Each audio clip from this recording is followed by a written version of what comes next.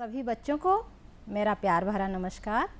बच्चों, आज की हिंदी की कक्षा 6 में आप सभी का बहुत बहुत स्वागत है।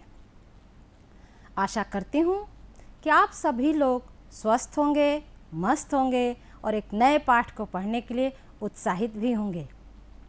तो आज हम पढ़ेंगे अपनी पाठ्य पुस्तक मंजरी का पाठ 9, जिसका शीर्षक है हिंद महासागर में छोटा सा हिंदुस्तान। इस पाठ के रचनाकार हैं श्री रामधारी सिंह दिनकर।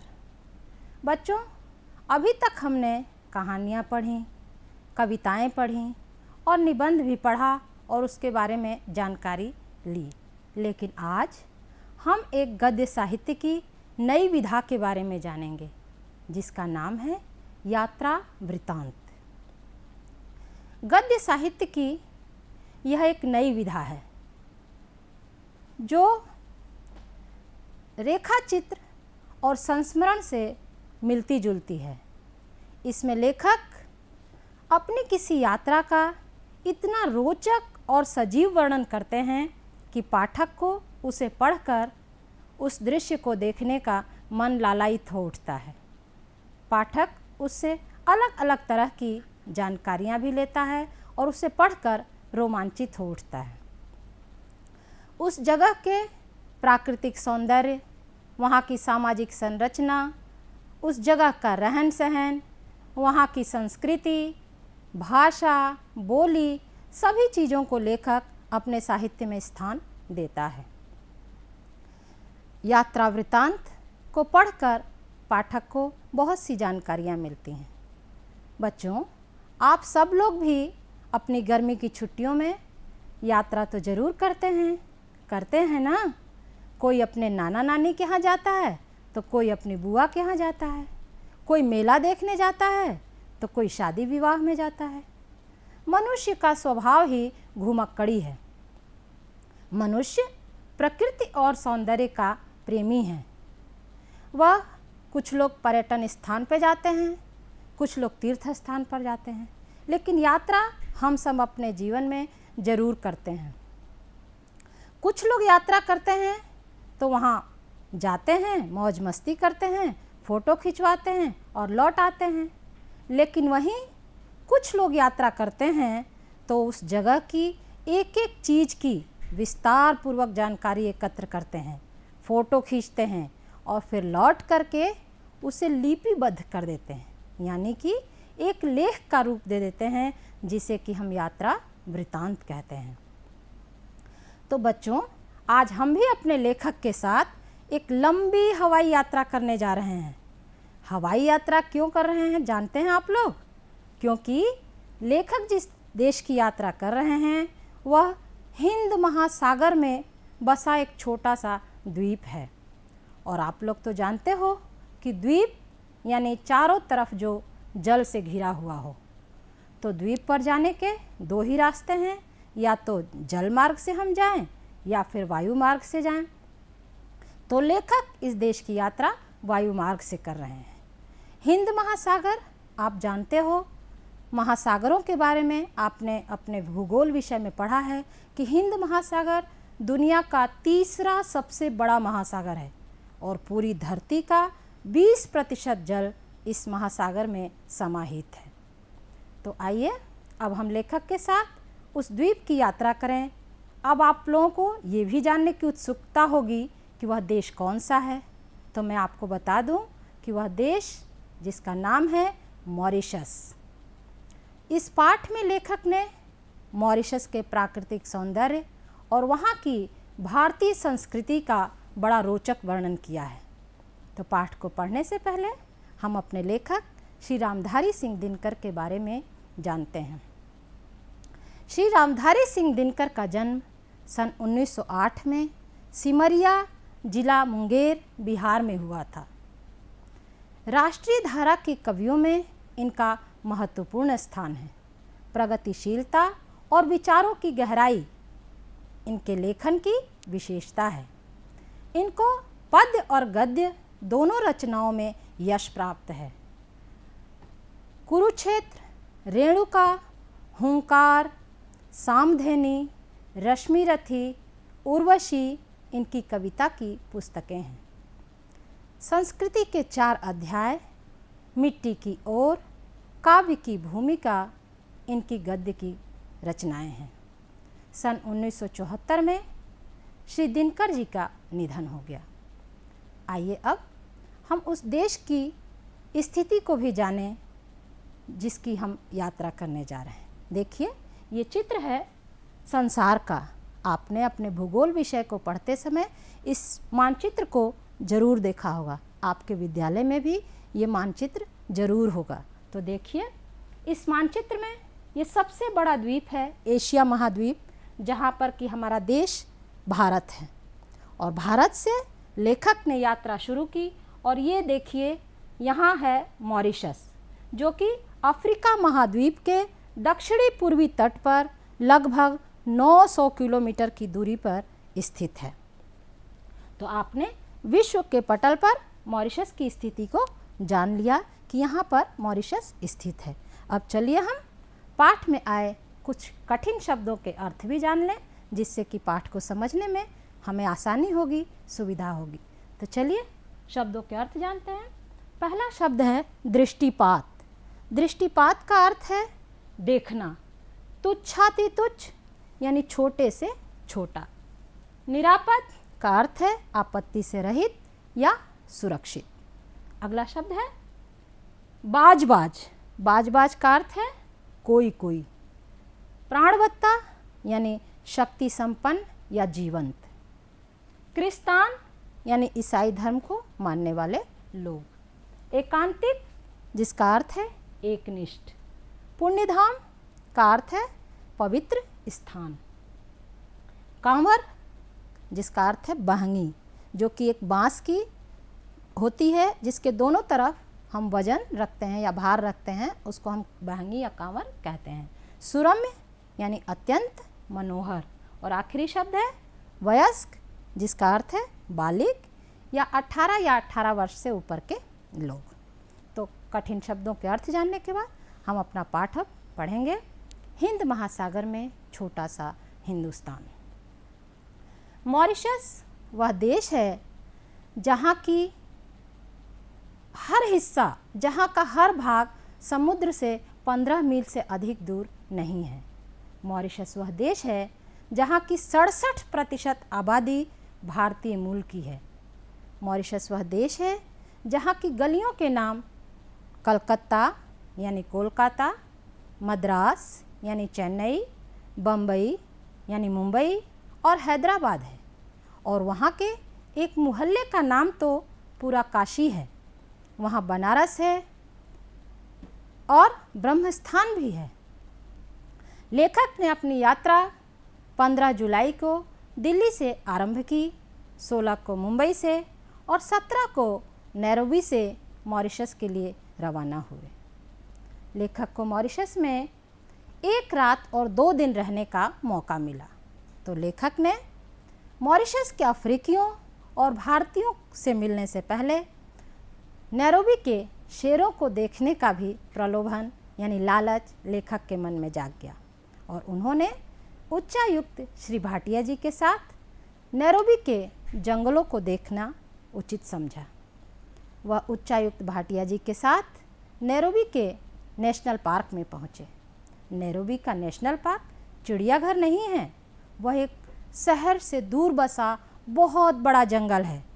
लेखक वहाँ कई किलोमीटर तक चलते रहे, लेकिन उन्हें कहीं भी शेर दिखाई नहीं दिए। उस जंगल में पेड़ कम, हरी भरी घास ज़्यादा थी और लंबी लंबी सुंदर सड़कें बिछी हुई थी, जिस पर पर्यटकों की गाड़ियाँ यानी घूमने वाले लोगों की गाड़ियाँ घूमती रहती थीं। कुछ दूर 10-15 मील घूमने के बाद लेखक को एक जगह सिंहों का बैठा हुआ समूह दिखाई दिया। सिंह वहाँ पर आराम फरमा रहे थे और 10-12 गाड़ियाँ उन्हें घेरे हुए खड़ी थीं। लेकिन सिंह अपने आप में इतने व्यस्त थे कि उन्हें देखने कौन आया है, उनको देखना भी उन्होंने ज़रूरी नहीं समझा। सिंहों की नज़र में देखने वाले लोग तुच्छाति तुच्छ यानी बहुत ही क्षुद्र माने गए। वहाँ पर लेखक ने आधा घंटा समय व्यतीत किया और कुछ 1 मील की दूरी पर उन्हें हिरणों का समूह दिखाई दिया। हिरणों के समूह में एक जिराफ भी था। 2 सिंह अपने स्थान से उठे और उन्होंने हिरणों की तरफ जाना शुरू किया। एक सिंह बैठ गया, लेकिन दूसरा सिंह घास में छिपते छिपाते हिरणों की तरफ चल पड़ा। हिरणों को भी सिंहों की आहट हो गई थी और वे अपने झुंड में ही खड़े रहे। हिरणों के साथ सिंहों ने क्या किया, उसके बाद क्या घटना घटी, यह जानने की लेखक को बहुत इच्छा थी, लेकिन समय चूँकि 6 से अधिक हो गया था, इसलिए अगले दिन जहाज़ पकड़नी थी और 7 बजे नेशनल पार्क का फाटक भी बंद हो जाता है। लेखक ने वहाँ से निकलकर मॉरिशस की यात्रा प्रारंभ की। लेखक 5 बजे चलकर 10 बजे रात्रि के मॉरिशस पहुँचे। मॉरिशस में रात्रि का समय था, बरसात हो रही थी, लेकिन हवाई अड्डे पर लोगों का हुजूम देखकर लेखक को यह समझते देर नहीं लगी कि छोटे पैमाने पर यह भारत ही है। और लेखक बताते हैं कि वहाँ भारतीय संस्कृति बहुत रची बसी है। मॉरिशस में रहने वाले अधिकांश लोग उत्तर प्रदेश और बिहार के हैं। वहाँ हिंदी का व्यापक प्रचार प्रसार है। वहाँ की राज्य भाषा अंग्रेजी है, किंतु क्रेयोल वहाँ की बोलचाल की भाषा है, लेकिन दूसरी जनभाषा भोजपुरी को ही मानना पड़ेगा। वहाँ के बसे भारतीयों को एकजुट बांधने का काम हिंदी ही करती है और भारत के लोगों को मॉरिशस से बांधने का काम भी हिंदी कर रही है।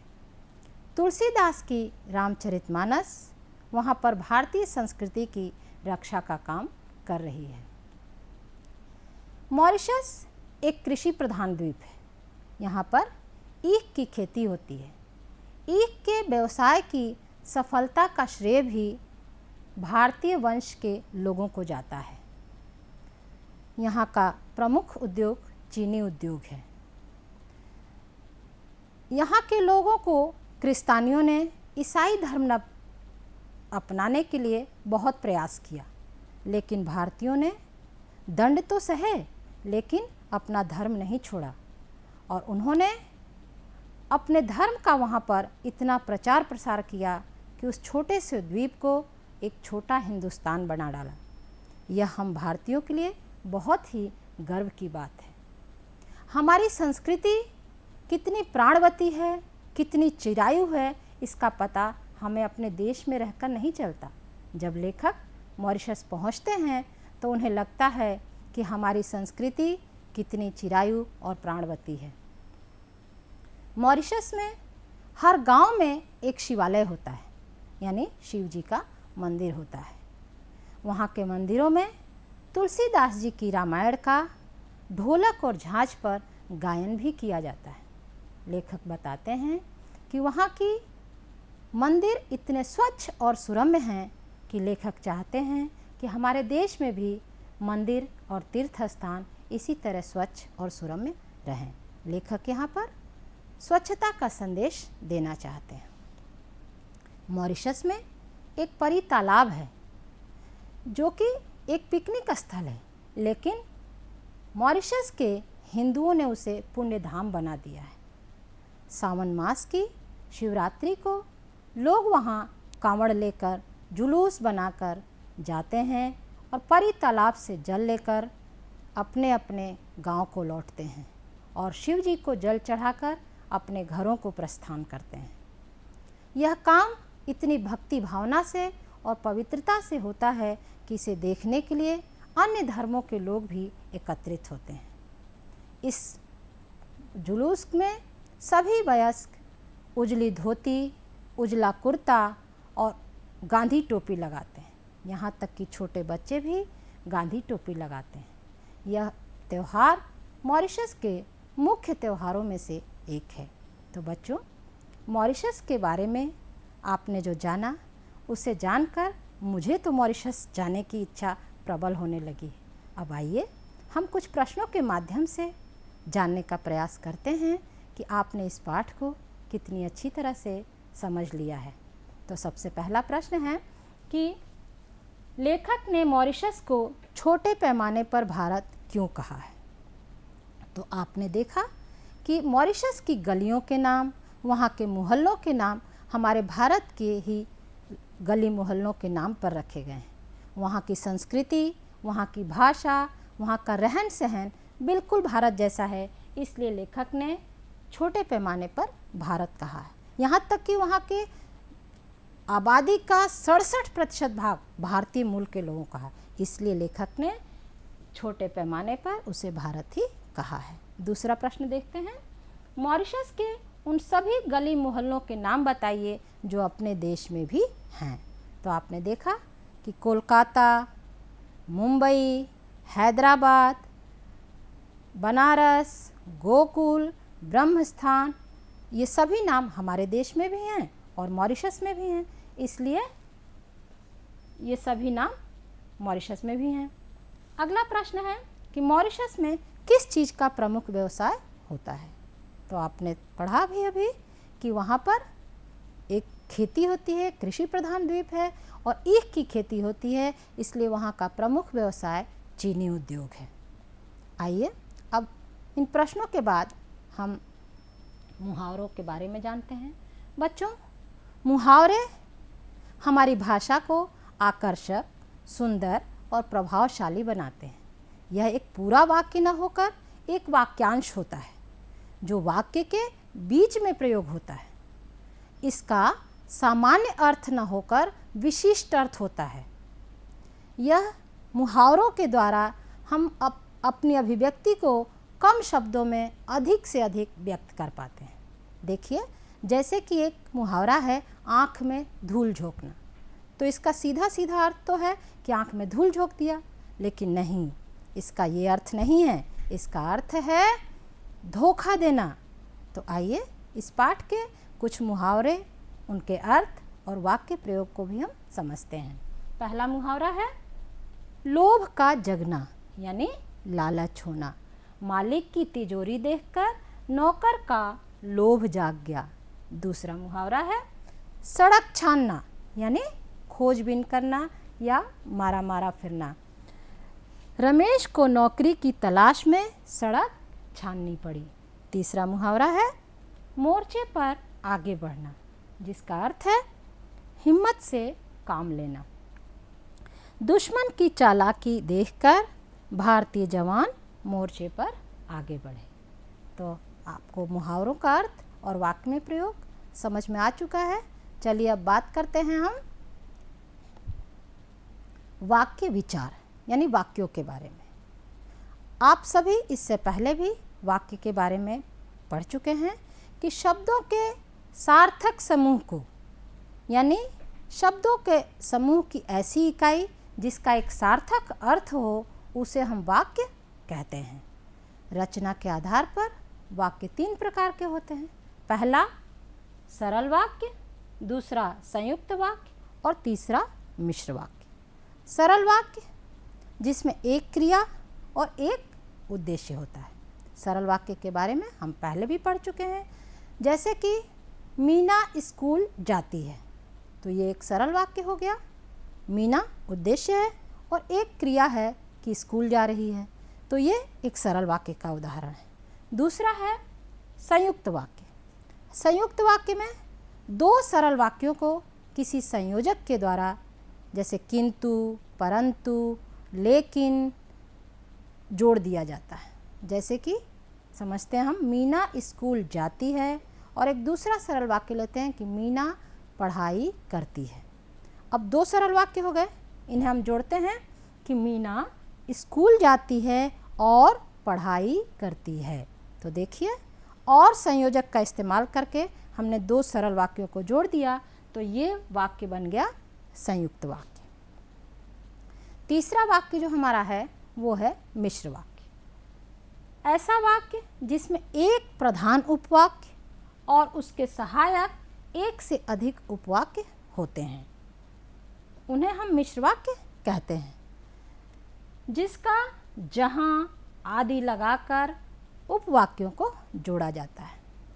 जैसे कि देखिए, पाठ का ही एक उदाहरण लेते हैं कि मॉरिशस वह देश है जहाँ की 67% आबादी भारतीय मूल की है। तो देखिए, मॉरिशस एक देश है, ये प्रधान उपवाक्य हो गया, और इससे जुड़ रहा है जहाँ की 67% आबादी भारतीय मूल की है। ये एक आश्रित उपवाक्य है जो कि जहाँ शब्द के द्वारा जुड़ रहा है। तो इस तरह के वाक्यों को हम मिश्रित उपवाक्य कहते हैं। आशा करती हूँ आप लोग को वाक्य और वाक्य के प्रकार समझ में आ गए हैं। आगे हम बात करते हैं द्वीपों के बारे में। आज हमने एक द्वीप का भ्रमण किया जिसका नाम था मॉरिशस। तो हम आज जान लें कि महाद्वीप, प्रायद्वीप और लघु द्वीप क्या होते हैं। तो बच्चों, सबसे पहले महाद्वीप, सागर तल से एक औसत ऊंचाई तक ऊपर उठे हुए पृथ्वी के बहुत बड़े भूभाग को हम महाद्वीप कहते हैं।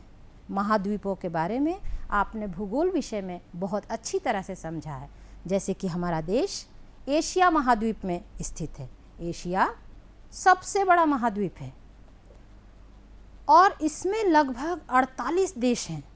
तो इस तरह के द्वीप को महाद्वीप कहते हैं। दूसरा, प्रायद्वीप, भूमि का वह भाग जो 3 तरफ से जल से घिरा हो और एक तरफ स्थल से जुड़ा हो, ऐसे भाग को हम प्रायद्वीप कहते हैं। जैसे कि उदाहरण के लिए हमारा देश भारत, जो कि 3 तरफ से, एक तरफ अरब सागर से, एक तरफ हिंद महासागर से और तीसरी तरफ बंगाल की खाड़ी से जुड़ा हुआ है, यानी 3 तरफ जल से घिरा हुआ है, और चौथी तरफ यानी उत्तर की तरफ हिमालय पर्वत है, इसलिए वो स्थल से जुड़ा हुआ है। तो हमारा देश भारत एक प्रायद्वीप है।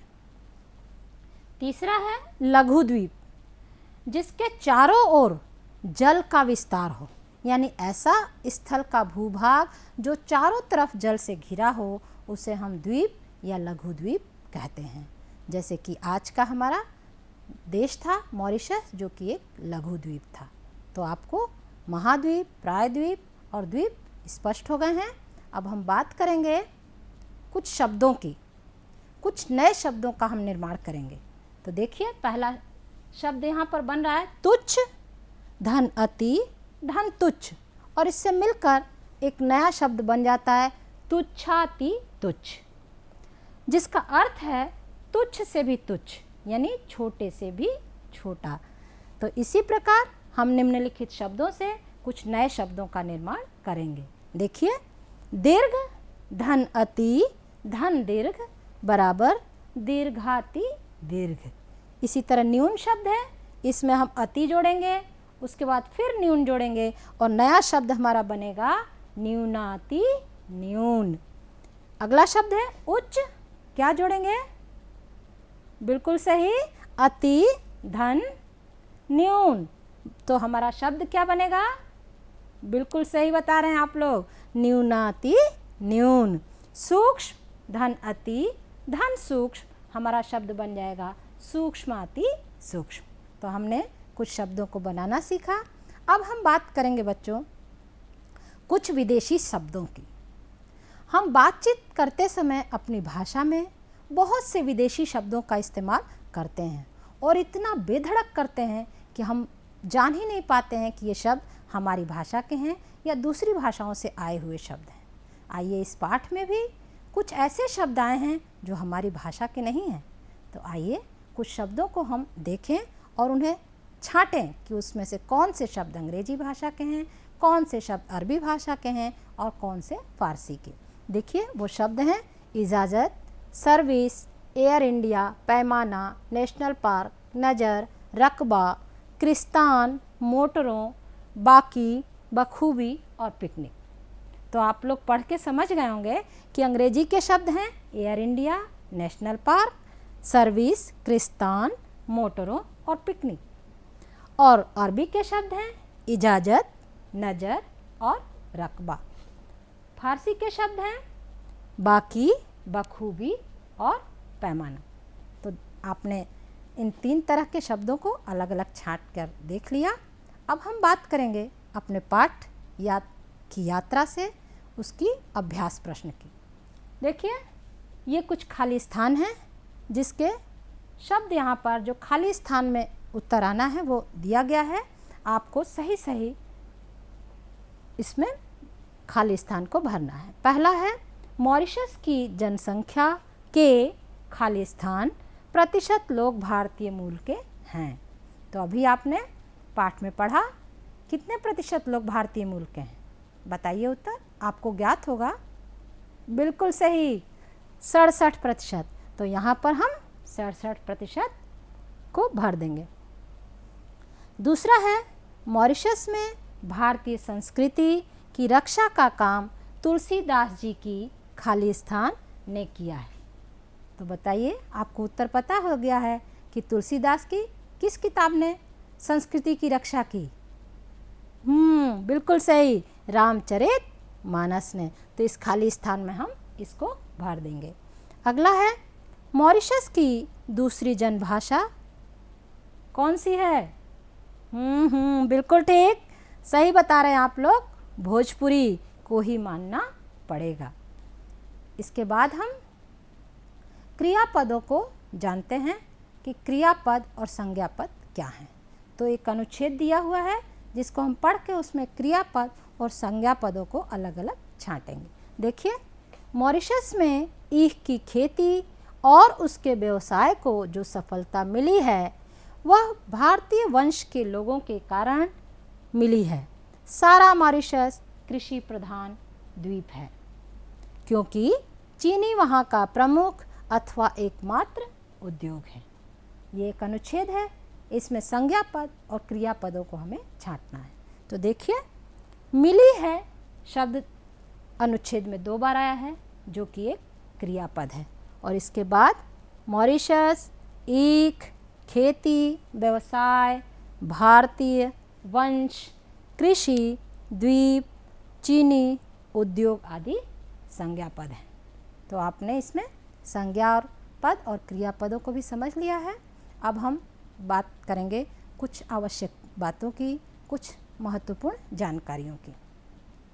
तो बच्चों, चीनी विश्व की सभी भाषाओं में सबसे अधिक बोली जाने वाली भाषा है, यानी विश्व की सभी भाषाओं में चीनी भाषा बोलने वालों की संख्या सर्वाधिक है, सबसे अधिक है।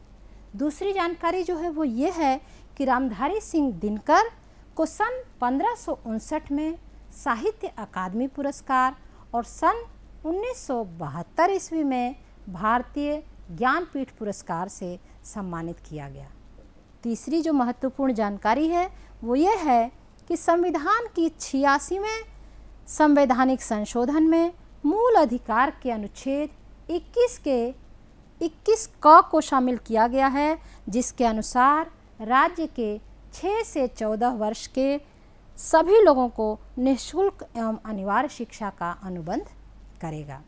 तो इसके साथ ही हम अपने पाठ के अंतिम चरण में पहुंच चुके हैं। तो चलते चलते कुछ काम आपके लिए जो स्वयं आपको अपनी कलम से करना है। तो बच्चों, सबसे पहला काम है कि आपने अपने माता पिता के साथ किसी स्थान की यात्रा तो जरूर की होगी। उस यात्रा, उस स्थान की विशेषताओं के साथ उसका आपको वर्णन करना है। और दूसरा प्रश्न, विभिन्न त्यौहार, हमारे देश त्योहारों का देश है जहाँ बहुत से त्यौहार मनाए जाते हैं, जैसे कि दशहरा, दिवाली, ईद, क्रिसमस। तो इस तरह के कुछ त्योहारों के, जैसे दशहरा, दिवाली, कांवड़ यात्रा के आपको चित्र एकत्रित करने हैं और उसे अपनी कार्य पुस्तिका में संकलित करना है। तीसरा प्रश्न है कि आपको यदि अवसर मिले तो आप किस देश की यात्रा करना चाहेंगे और क्यों करना चाहेंगे, इसके बारे में भी आपको 10 लाइनें लिखनी हैं। तो आज की कक्षा में बच्चों इतना ही। अगली कक्षा में अगले पाठ के साथ हम फिर मिलेंगे। आज की कक्षा में प्रतिभाग करने वाले सभी बच्चों को बहुत बहुत धन्यवाद, बहुत बहुत आशीर्वाद।